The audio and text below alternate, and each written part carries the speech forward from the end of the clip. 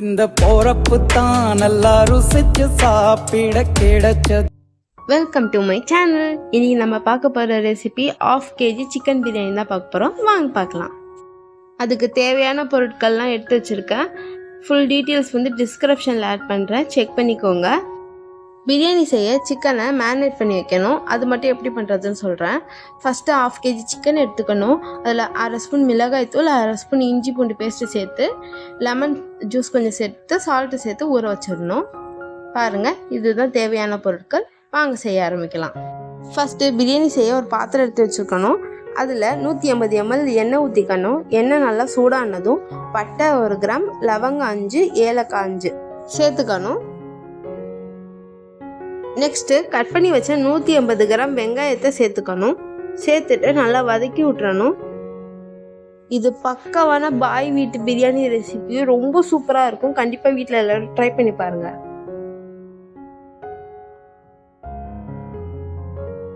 பாருங்கள், வெங்காயம் இந்த மாதிரி தான் வதங்கியிருக்கணும். இப்போ வதங்கிருச்சு.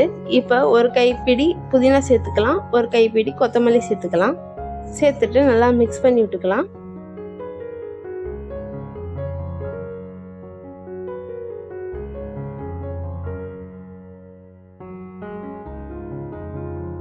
இப்போ 3/4 டேபிள் ஸ்பூன் மிளகாய் தூள் சேர்த்துக்கலாம். மிளகாய் தூள் சேர்த்து நல்லா மிக்ஸ் பண்ணிக்கலாம்.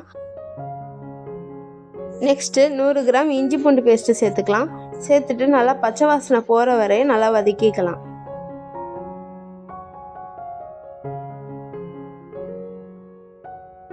இப்போ 2 பச்சை மிளகாய் சேர்த்துக்கலாம்.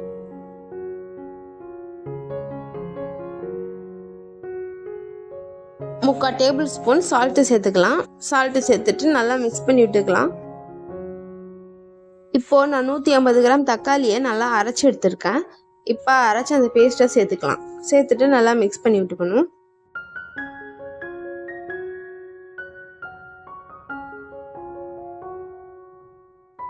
நான் 100 ml தயிர் எடுத்திருக்கேன்.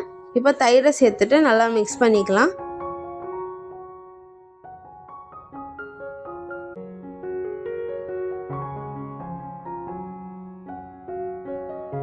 இப்போ நம்ம பிரியாணி மசாலா நல்லா வதங்கிருச்சு. இப்போ மேரினேட் பண்ண சிக்கனை அதில் சேர்த்துக்கலாம். சேர்த்துட்டு நல்லா மிக்ஸ் பண்ணி விட்டுக்கணும்.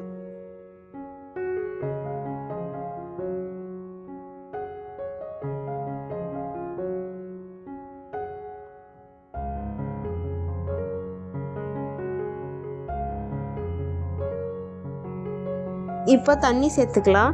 தண்ணி எப்படி சேர்க்கணுன்னா, 1 கப் அரிசிக்கு 1.5 கப்பு தண்ணி, அப்படி அந்த அளவில் சேர்த்துக்கணும்.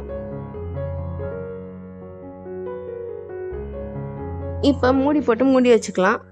பாருங்கள் எப்படி கொதிச்சுட்ருக்குன்னு. இந்த ஸ்டேஜில் இருக்கும்போது நம்ம கழுவி வச்ச அரிசியை சேர்த்துக்கலாம். நான் பாஸ்மதி ரைஸ் எடுத்திருக்கேன். இது சமைக்க போகிறதுக்கு ஒரு 1/4 மணி நேரத்துக்கு முன்னாடியே கழுவி ஊற வச்சிங்கன்னா நல்லா அரிசி நீளமாக வரும், சூப்பராக வரும். பாருங்க, இப்போ வெந்துட்டுருக்கு. இப்போ 1/2 லெமன் ஜூஸ் சேர்த்துக்கலாம். சேர்த்துட்டு நல்லா லைட்டாக மிக்ஸ் பண்ணி விடணும், ஜென்டலாக.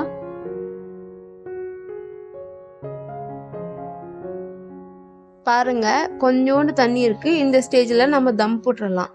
ஒரு அடிகனமான ஏதாவது தோசை கல் எதுனா இருந்துச்சுன்னா அது மேலே வச்சுருங்க. அது நம்ம பிரியாணி தேக்ஷாக்கு மேலே வேறு எதுனா வெயிட்டை வச்சு மூடிடுங்க, காற்று போகாத அளவுக்கு. பாருங்கள், தம் ஆயிடுச்சு. பாருங்கள், அப்புறம் சூப்பராக இருக்குது. பாருங்கள், ஒரு அரிசியும் இவ்வளோ டேஸ்டியாக இருக்கும். கண்டிப்பாக வீட்டில் எல்லோரும் ட்ரை பண்ணி பாருங்கள். அவ்வளோதாங்க, நம்ம சுவையான முஸ்லீம் ஸ்டைல் பிரியாணி ரெடி. இது அவ்வளோ டேஸ்டியாக இருக்கும். கண்டிப்பாக வீட்டில் எல்லோரும் ட்ரை பண்ணி பாருங்கள். 1/2 kg தான், ஈஸியாக செய்யலாம். இந்த ரெசிபி உங்களுக்கு பிடிச்சிருந்துச்சுன்னா லைக் பண்ணுங்கள், ஷேர் பண்ணுங்கள், கமெண்ட் பண்ணுங்கள், சப்ஸ்கிரைப் பண்ணுங்கள். டாடா.